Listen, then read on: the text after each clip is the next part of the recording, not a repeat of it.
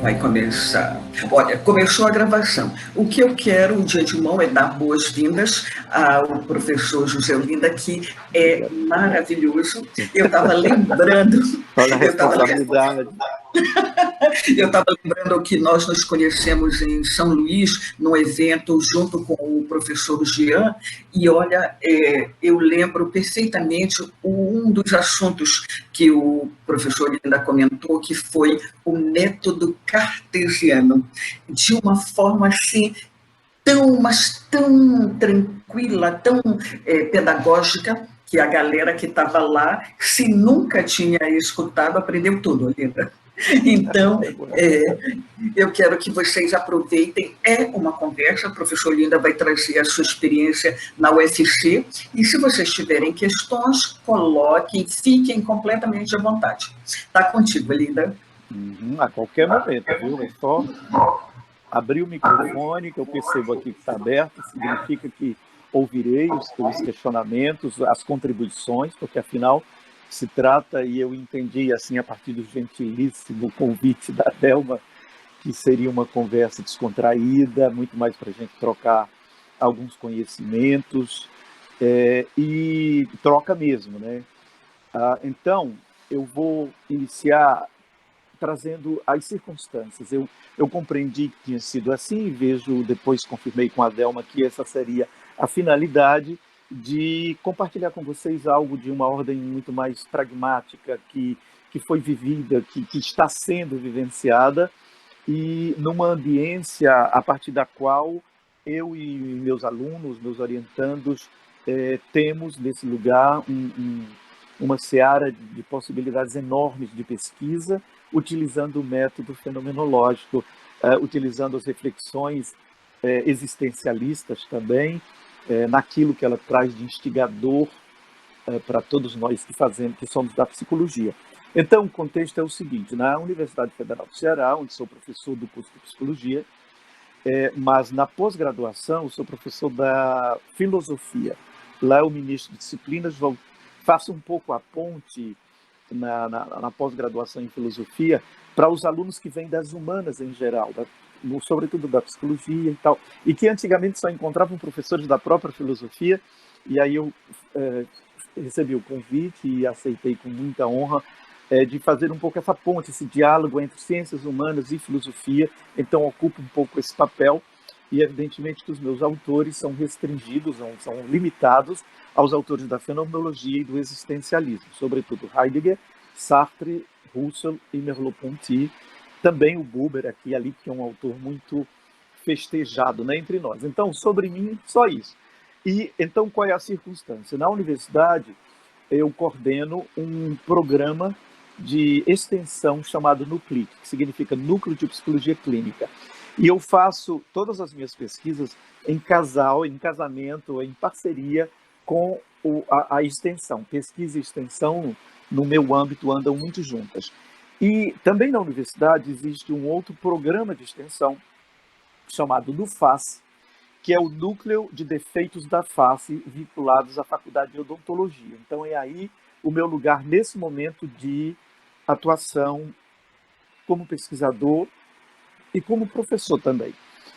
E então o que ocorre, o que acontece? A Universidade Federal do Ceará oferece para pessoas que tiveram, por diversas razões, defeitos na face, e aí significa olhos, boca, nariz. Existem pessoas que só têm a metade da face, outros que têm pedaço do crânio, outros que não têm olho. E esse núcleo de extensão da universidade acolhe essas pessoas, que são pessoas da periferia da cidade e do estado também do Ceará. É um trabalho lindíssimo, coordenado pelo professor Wagner, professor da odontologia, e nós fazemos uma parceria em que atuamos eu e os meus alunos como co-produtores desse lugar de ajuda, de acolhimento e também de pesquisa, né? Que é o nosso. A gente vai lá para oferecer um serviço e de lá nós trazemos muita seara de conhecimento. Então, essas pessoas que são acometidas desses diversos defeitos da face, é chamado assim na odontologia defeito da face, elas foram vítimas ou de acidentes, ou de violência, ou de câncer, alguma forma de câncer, que tiveram que, por exemplo, tirar a mandíbula, tirar o olho, tirar parte da face. Então, são pessoas extremamente vulneráveis na sua imagem, na sua dignidade pessoal, e elas são atendidas lá em todo um pavilhão da Universidade Federal. E, num determinado momento, antes da psicologia chegar, o professor Wagner, que é meu amigo em particular, percebeu e ouviu das pessoas que estavam ali a necessidade que nós, da psicologia, chegássemos perto para, de algum modo, junto com o trabalho dos dentistas, dos cirurgiões, porque já havia lá o pessoal da medicina, da fisioterapia, várias outras profissões, exceto a psicologia. E, a partir de então, nós passamos a integrar esse lugar de pesquisa. Então, é esse o contexto a partir do que eu vou compartilhar com vocês o que é que aconteceu e por que esse modo de pensar, esse modo de atuar, essa visão que temos ao chegarmos como pesquisadores e também como profissionais da psicologia ou como estagiários da psicologia, por que razão e de que modo nós nos situamos na fenomenologia, nesse método filosófico criado e desenvolvido por décadas por Edmund Husserl, que depois recebeu diversos prosseguimentos em Heidegger, que produziu uma fenomenologia hermenêutica, em que o Heidegger busca muito mais aí uma certa ontologia, a busca do ser, compreensão do ser, das coisas, dos entes, ou teve um prosseguimento existencialista em Sartre, em Merleau-Ponty, em Gabriel Marcel. Então,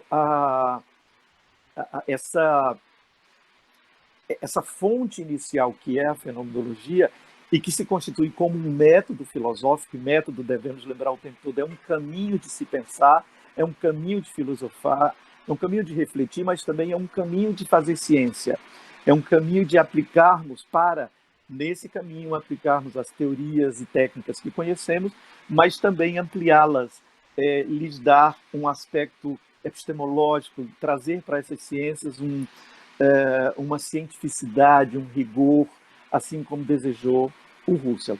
Bom, então, nesse momento, eu já tentei deixar claro, e espero que me tenha sido feito compreender, a circunstância, o lugar de atuação, e, no segundo momento, como chegamos, quais são as armas que utilizamos, quais são os aspectos metodológicos com os quais nos armamos para compreender essa complexidade, para entrar em contato com essas pessoas ali no âmbito da sua existencialidade, no âmbito daquilo que ocorre singularmente a cada uma delas. Ali não são os mutilados, ali são diversas pessoas, cada uma na sua subjetividade, que vivencia dos mais variados modos aquilo que foram os seus acometimentos. Então, lá, depois que passamos a atuar, a gente percebeu que existem pessoas que vivenciam com extremo e profundo rancor e ódio e sentimentos autodestrutivos, como existem outras pessoas acometidas de similares problemas e às vezes até mais graves, que vivenciam essas problemáticas de uma forma mais aberta, mais existencial, mais pacífica, enfim, mais pacífica consigo mesma. Então, isso nos trouxe imediatamente a compreensão de que mais importante do que compreender as mutilações e seus efeitos, havia a necessidade de compreendermos os humanos mutilados em seus diversos momentos históricos, em seus diversos momentos existenciais, e como essas mutilações atingem suas vidas do ponto de vista afetivo, emocional, social, de como elas são afetadas e como se deixam afetar, mas também como afetam toda a sua ambiência, todo o seu campo existencial. Então, num primeiro momento, após sermos convidados, tivemos, claro, que uma explanação, eu e os meus alunos, o tempo todo eu estou falando, quando me referi à universidade, estou falando do grupo NUPLIC, o Núcleo de Psicologia Clínica, que coordeno, eventualmente, sou o coordenador, mas esse grupo aqui, uma vez convidado, nós tivemos informações preliminares, mas o tempo inteiro nos lembramos do seguinte: nós não nos movemos por conceitos preliminares, nós não nos movemos por compreensões prévias, por mais claras e precisas que elas sejam, né? Por mais bem elaboradas que elas sejam. Há necessidade que nós entremos em contato com essa realidade para intuir as essências dessas complexidades e poder nos aproximar o máximo possível daquilo que é o fenômeno que acontece ali. Então, todos nós, quando fomos a primeira vez à Universidade Federal do Ceará, no curso de odontologia, fomos com esse espírito de ir às coisas mesmas. Então, nós já estamos no âmbito metodológico da fenomenologia. O que é ir às coisas mesmas? Primeiro, é não ir aos conceitos das coisas. Os conceitos das coisas são apenas as representações das coisas mesmas. Então, como já tinha alertado, há artigos científicos produzidos em cima dessa realidade, há descrições brilhantes do que ocorre ali, mas não são esses elementos, não é essa seara em que mergulhamos, ou seja, do conceitual, da representação.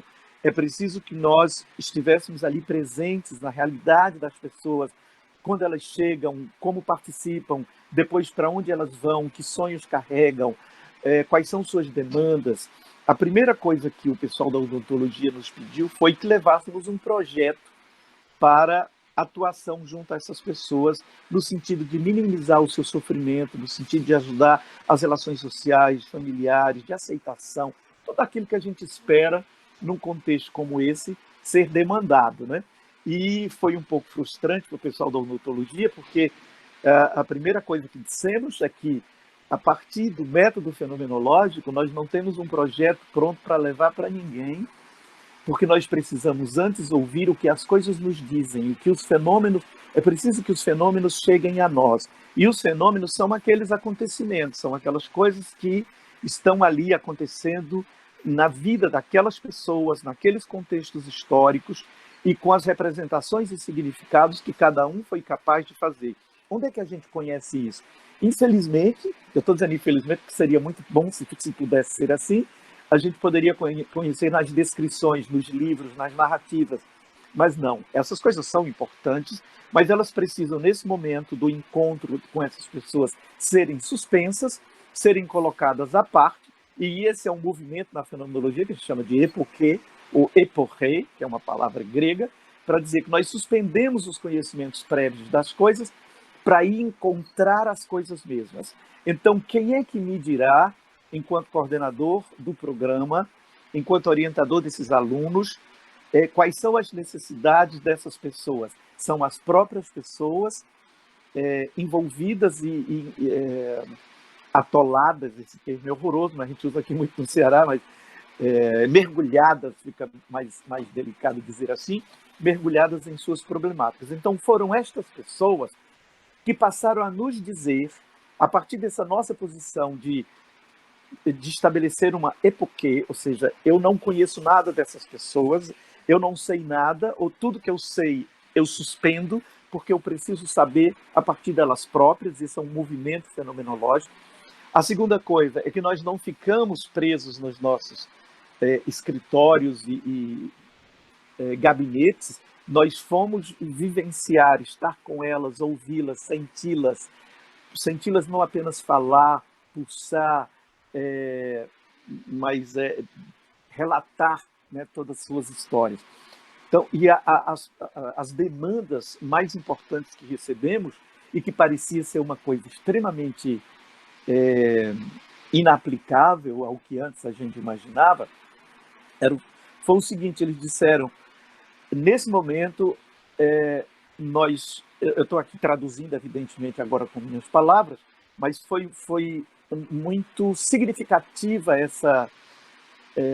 esse desejo, essa demanda, que foi o seguinte: nós reconhecemos o acolhimento, o trabalho primoroso da universidade, porque, de fato, são coisas impressionantes, os olhos que eles colocam como suporte ali em quem não tinha olho, o queixo que ele coloca em quem não tinha queixo. Uma vez um dos professores, que são vários, o Wagner, apenas o coordenador, me chamou para a gente ficar próximo de um senhor, e ao final ele me perguntou qual é o defeito da face desse senhor, e eu jurava que era o olho, mas ele disse, não, é o queixo. Eu não consegui perceber que esse senhor tinha um queixo que foi colocado inteiramente de forma artificial. Mas bem, então o que eu dizia do que foi a primeira demanda é que essas pessoas se sentiam completamente invadidas no ambiente da universidade, no sentido de que elas chegavam vindas de ônibus, andando, de bicicleta, das mais variadas formas, porque trata-se de uma comunidade de pessoas carentes, pobres, né? E elas, ao chegarem na universidade, elas ficavam no corredor. Não havia uma antessala em que elas esperassem pelo atendimento dos dentistas. E nesse corredor passavam alunos, servidores, curiosos, que aqui e ali paravam para olhá-las de uma forma estranha. Olha, a senhora é uma pessoa com o rosto coberto com a toalha, o outro que não cobre e fica sem olho, sem nariz. Então, é evidente que isso chamaria a atenção. Então, só para vocês perceberem com esse detalhe, que a primeira grande demanda foi reivindicar para eles, a partir dessa escuta, desse ir a eles mesmos, uma coisa tão simples que parecia tão óbvia. E olha que os professores da odontologia são extremamente sensíveis, são pessoas a ponto de dizerem que havia necessidade da chegada da psicologia, e, no entanto, eles não tinham percebido detalhes como tal. Então, eu creio que é o método fenomenológico que nos propicia.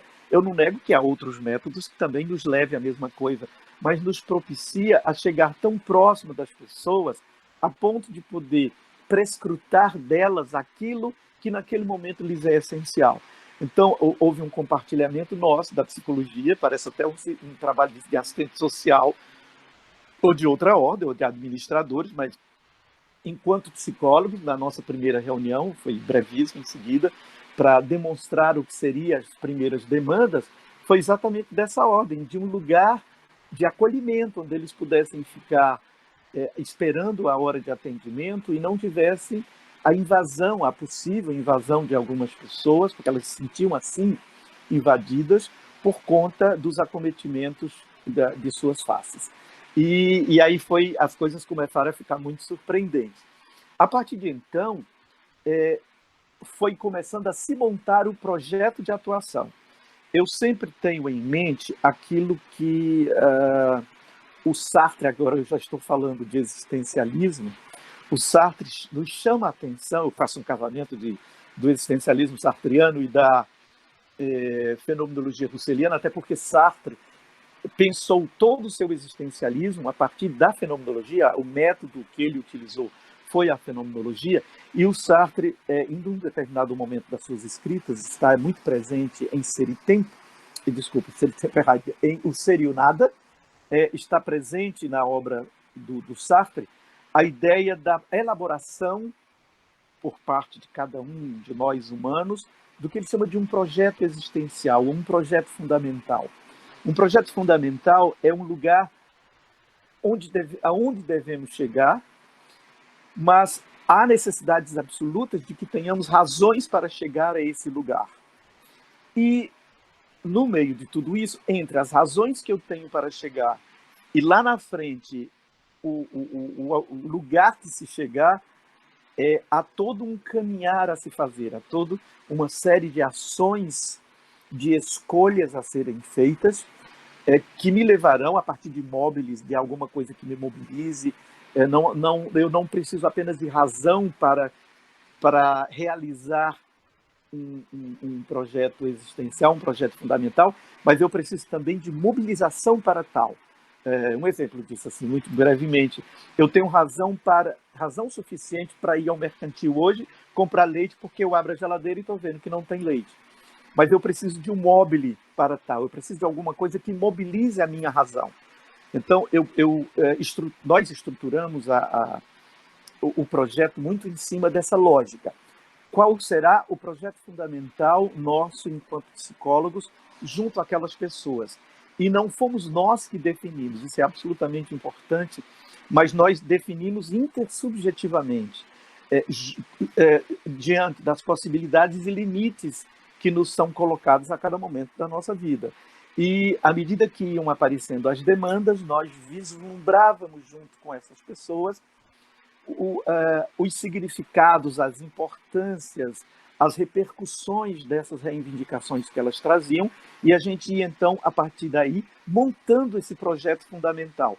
Queremos, ao final, que, foi isso que ficou dito naquele momento, que os assistidos pelo NUFACE, que é o Núcleo de Defeitos da Face, tenham no seu atendimento, tenham como suporte psicológico de si próprio, no seio familiar, no seu meio laboral, que eles tenham mais ou menos aquela cara, aquele modelo.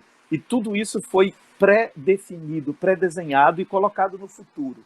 A partir de então, nós, juntos com os professores da odontologia e todas essas pessoas assistidas, a nossa tarefa, então, era de nos projetar na direção do futuro, de nos jogarmos para o futuro, no sentido de conquistar ali fora, não é aqui dentro, não é aqui no meu momento conceitual, é no momento existencial, me lançando para fora, e é assim que a fenomenologia e o existencialismo nos descreve a nós, seres humanos, como transcendentes, que é justamente esse que vai para além de si próprio, que se lança para fora, que existe antes de qualquer conceituação. Esse é outro momento extremamente importante da produção de um projeto fenomenológico e existencial, é que a gente lembre o tempo todo disso.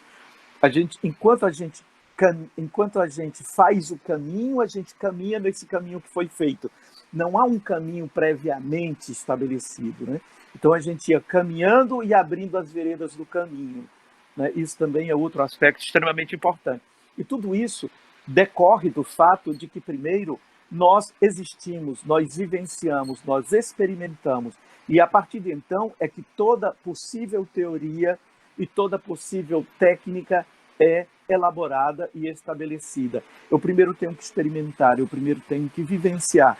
E aí nós fomos fazendo diversas experimentações, desde a aquisição desse espaço que foi reivindicado, a como lidar com a hostilidade dos vizinhos, como lidar com os olhos das pessoas que no transporte público se voltavam para aquelas pessoas. Então, tudo aquilo que era aflitivo, que era doloroso, que era difícil para essas pessoas, passou a ser o nosso fenômeno, a ser compreendido, a ser estudado.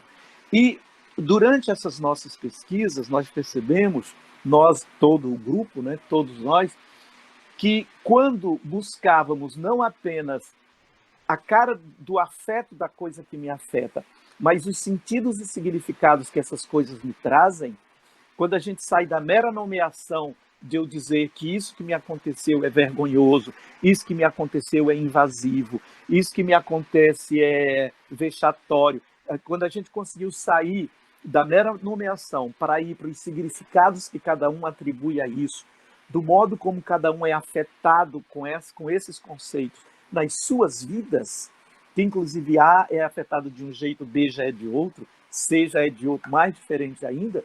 Então, foi nesse momento em que nos deslocamos dos conceitos para os sentidos, os significados. O Heidegger faz também em Ser e Tempo, aí agora Ser e Tempo, um pouco desse deslocamento, quando ele vai fazer uma ontologia, ele sai dos conceitos para, em vez de a pergunta sobre o ser, mas agora qual o significado de ser? No significado, eu não tenho conceitos, eu tenho sentidos, eu tenho significados. Então, eu queria dar um exemplo disso para ficar mais simples o que estou querendo dizer de uma forma mais filosófica. Eu não sei se acontece no Pará, mas aqui no Ceará acontece com muita frequência, sobretudo no interior, em cidades menores. Fortaleza nem tanto. Quando a gente visita uma cidade do interior, e é muito frequentemente convidado para um almoço, um café da manhã, o que for, costuma-se haver uma mesa com várias cadeiras e uma delas não é ocupada. Nesse momento, a gente compreende imediatamente, nós que somos da cultura cearense, que deve se tratar, e que de fato é assim, de alguém que sempre sentou naquele lugar e que morreu. Então agora se trata de uma presença ausente, né? Uma pessoa que não está mais ali, mas ainda está na sua presença ausente. O que significa tudo isso? Que aquilo não é apenas uma cadeira. Se nós apenas conceituarmos, é uma cadeira, qualquer um sentaria, porque é isso que a gente faz com cadeira. No entanto, não é o importante o conceito, é o significado. Para essas pessoas, para essa família, aquela cadeira vazia significa a presença de um ente querido que elas não conseguem esquecer, que elas não querem esquecer, que elas querem manter vivas ali junto a todas aquelas pessoas. Então, é esse o deslocamento do conceito para o significado que é extremamente importante no método fenomenológico. Porque o tempo inteiro nós buscamos a essência, ou intuir as essências das coisas. O que significa intuir a essência? A essência aqui no sentido de essere, do latim essere, que significa ser. Na verdade, o que importa para nós é compreendermos o ser das coisas. Então, essa cadeira importa compreendermos essa cadeira no seu ser. E no seu ser, ela não é uma mera cadeira, né? Ela é uma cadeira onde ninguém se senta, porque durante anos um certo personagem importante daquelas pessoas se sentou, e hoje essa cadeira representa a presença ausente dessa pessoa. Então, é nesse momento que a gente mergulha na intersubjetividade, na historicidade das pessoas, na sua capacidade de construir novos significados para si mesmo. Porque, na verdade, é outro ensinamento muito importante da fenomenologia, o que nos move a agir assim, o assado, a pensar isso ou aquilo, não são circunstâncias, não são contingências, como pensam os comportamentalistas. O que nos levam a agir desse modo ou daquele é a forma como nós significamos as coisas. Quero dar outro exemplo disso muito prático. Quando eu estou diante de uma porta, o significado que eu tenho de porta é algo que abre e fecha, é algo que me protege. Eu tenho vários significados. Portanto, o meu comportamento relativamente à porta será sempre o de abri-la, fechá-la, me proteger, porque é isso que me move. No entanto, se eu mudar essa compreensão de porta, porta já não é mais algo que abre e fecha e que me protege. Porta agora passou a ser algo ameaçador. Qual é o meu comportamento relativamente à porta? Será completamente diferente. Eu vou correr cada vez que eu viro uma porta. Eu vou me encolher cada vez que eu viro uma porta. Eu quero, com esse exemplo, demonstrar para vocês que o meu comportamento relativamente ao que quer que seja está intimamente ligado ao significado, ao sentido que eu atribuo às coisas. Nesse sentido, foi que nós, no nosso trabalho de pesquisa, tentamos, através de vários exemplos, ou de várias estratégias, abrir a possibilidade de que as pessoas ressignificassem os seus significados. Então, todos aqueles significados que lhes traziam dor poderiam ser, veja bem, passíveis de uma ressignificação. No momento em que eu dou um novo significado ao que me faz sofrer, é possível que aquilo não me faça mais sofrer. Há um outro exemplo, eu gosto muito de o tempo todo ficar dando exemplos, eu espero que vocês não se aborreçam com isso.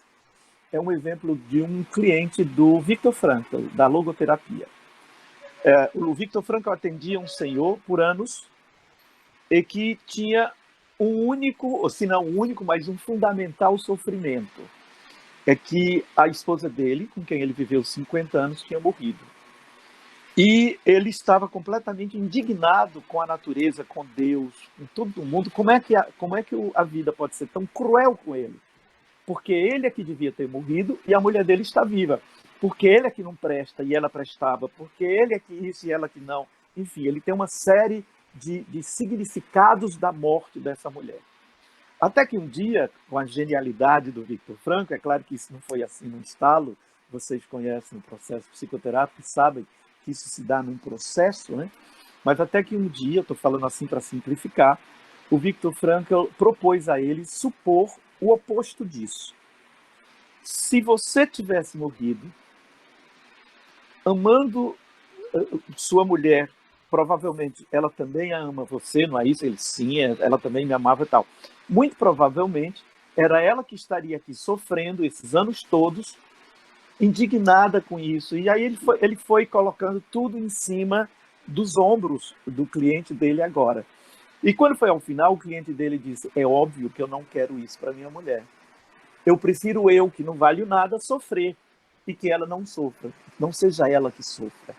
Né? A partir de então, com um novo significado dessa morte, ele passou a sofrer menos. Não é não sofrer de jeito nenhum. Ele apenas passou a sofrer menos por essa morte, porque ele compreendeu a partir de então que, diferentemente do que ele compreendia, e aqui eu estou falando de compreensão, estou falando de hermenêutica, de fenomenologia hermenêutica, com a nova compreensão, aquilo que doía tanto passou a doer menos. Né? Pelo contrário, passou a ser um colo, um alento, porque cada vez que lhe vinha o desespero da falta da mulher dele, da esposa, ele dizia: mas antes seja eu que passe por isso que ela. Né? E é assim a forma como eu vivencio, eu pretendo viver esse amor por ela. Um outro ponto também que é extremamente importante na fenomenologia, que é o conceito de consciência intencional. Durante até Brentano, que na verdade foi Brentano que fez uma quebra específica nessa questão, nessa reviravolta do conceito de consciência, que até então era compreendida como um processador interno, como algo que estava aqui dentro de mim.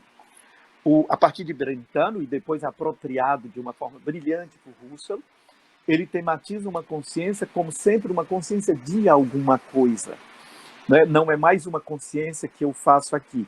E pelo fato de ser consciência de alguma coisa, tudo que eu produzir na minha consciência terá elementos que pertencem a mim, que pertencem às coisas que são objetos da minha consciência e que pertencem a toda a humanidade que, como eu, é capaz de aprender essa coisa. Então, a consciência passou a ser algo intersubjetivamente experimentado, vivenciado.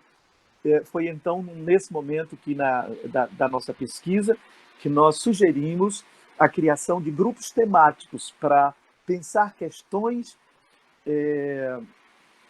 voltadas para a sua existencialidade. E eles próprios foram constituindo esses diferentes grupos. Uma vez, uma senhorinha que tinha um pedaço do cérebro arrancado, ela usava uma peruca para cobrir um buraco, ela sugeriu o seguinte: que tal nós que já vivemos essas perdas, esse sofrimento, essas humilhações e tal, que tal nós abrirmos um grupo para acolher aquelas pessoas que foram recentemente afetadas por algum tipo desse problema?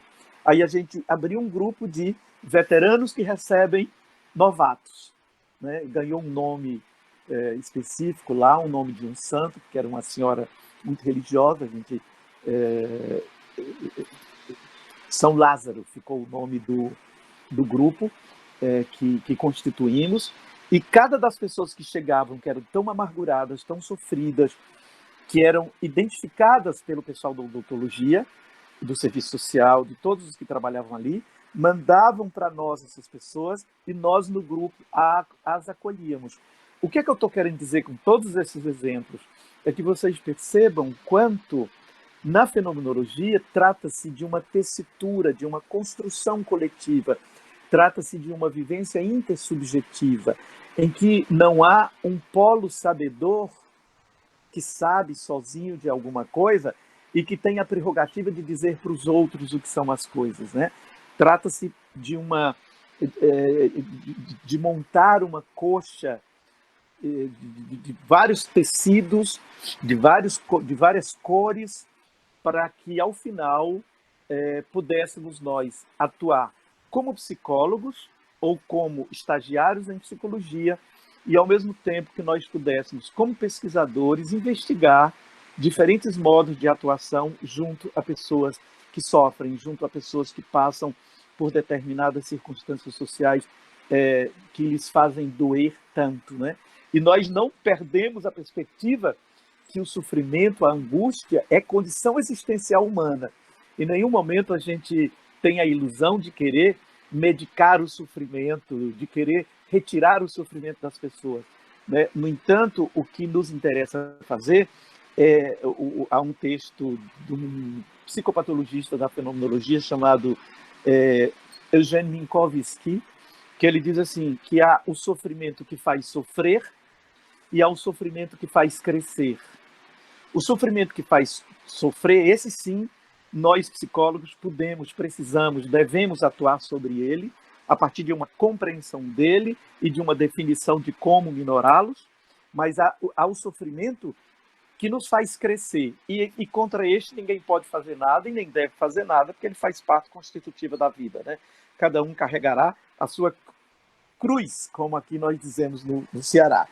Então, essa é a primeira visão de como nós chegamos como pesquisadores para atuar junto a uma realidade concreta e tivemos o cuidado de, primeiro, deixar que a realidade concreta chegasse a nós, em vez de nós irmos a ela com a mala cheia de resoluções, nós fomos com todas as malas vazias para receber. Era possível que, ao final de um determinado tempo, nós chegássemos à conclusão de que essa comunidade não tem a menor necessidade de psicólogos, que essas pessoas não têm a menor necessidade do nosso trabalho, de nossas pesquisas.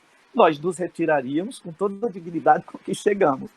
Tanto houve, de fato, muita demanda e até hoje é um trabalho que se mantém lá entre a psicologia e a odontologia, que tem produzido excelentes frutos e todo ele montado no método, ou seja, no caminho fenomenológico, em que o tempo todo precisamos estar atentos para não esquecer de tudo isso que a fenomenologia nos traz.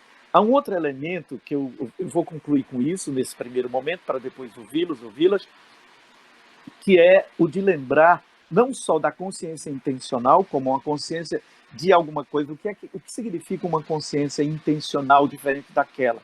Aquela outra, havia um contexto externo que me atingia através dos meus sentidos, e algo aqui dentro de mim refletia sobre isso e tirava conclusões.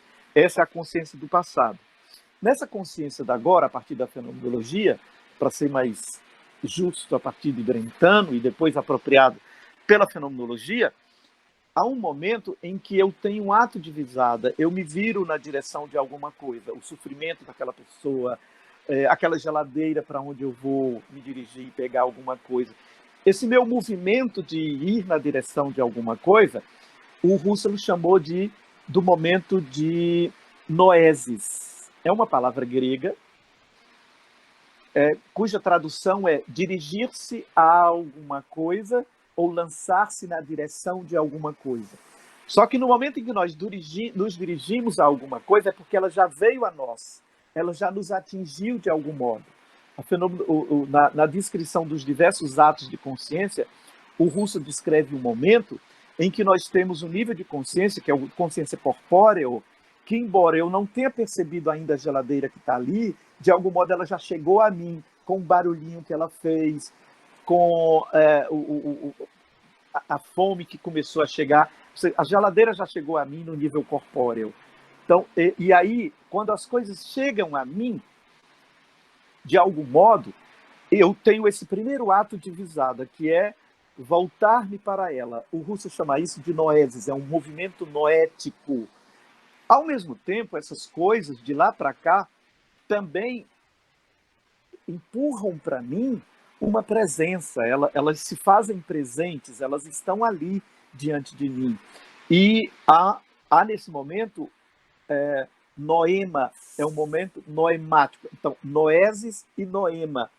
Ali fora, quando noesis e noema, ou seja, a minha projeção sobre as coisas, e a projeção das coisas sobre mim, lá no meio campo de tudo isso, entre noesis e noema, é lá que se dá a consciência das coisas. Então, é a consciência que está fora, né, que está projetada, que está lançada ali. Essa é uma questão teórica para nós ainda lembrarmos numa coisa lá atrás. Não basta que eu, como psicólogo, que conheço magistralmente, brilhantemente, estou usando aqui ironia, o DSM-5, o CID-10 e saiba exatamente o que são cada daquelas dores, não basta isso para que eu saiba daquela pessoa. Isso é apenas o meu ir a elas. É preciso que elas venham a mim para que eu faça essas correções de percurso. Então, na verdade, a consciência que eu tenho das pessoas é tudo isso que eu já tenho e que lanço sobre ela, somado a tudo isso que ela é de fato. Num determinado momento, nesse entrelaçamento intersubjetivo, nós passaremos a ter uma confluência do que de fato são as coisas. E é aí que se dá a intuição das essências das coisas, que é a que deve ou a que precisa chegar o nosso conhecimento do método fenomenológico. Então, resumidamente, o que me foi possível assim dizer para vocês, e foi com essas palavras, é claro que tudo isso é uma questão que demanda muito mais tempo de reflexão, de aprofundamento, mas a partir de agora,